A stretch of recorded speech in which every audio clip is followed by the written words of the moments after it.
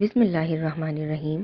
السلام علیکم دوستوں، آج ہم آپ کو ایک تاجر کا قصہ سناتے ہیں۔ یہ کوئی فرضی کہانی نہیں بلکہ حقیقی واقعہ ہے۔ دنیا کا امیر ترین تاجر جس سے ایک چھوٹی سی نعمت واپس لے لی گئی تھی اور وہ چاہتا تھا کہ اپنی ساری دولت دے کر میں یہ نعمت دوبارہ حاصل کر لوں۔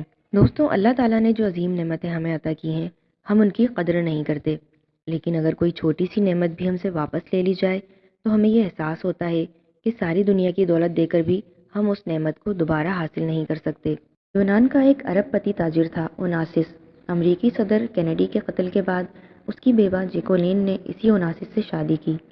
دنیا کا سب سے امیر شخص، دنیا کی ہر نعمت اس کے قدموں میں ڈھیر تھی۔ جس وقت گاڑی بہت کم لوگوں کو نصیب تھی وہ اپنے ذاتی جہاز کا مالک تھا۔ اس کی ٹوٹیوں تک پر ہیرے جڑے ہوئے تھے۔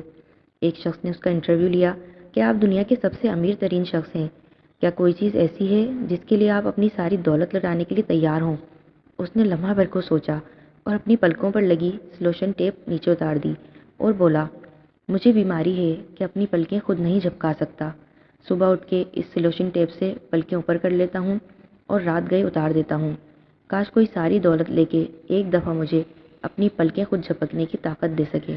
ساری دنیا کی دولت ایک طرف اور ایک مرتبہ خود اپنی مرضی سے اپنی پلکیں جھپکانے کی قدرت ایک طرف۔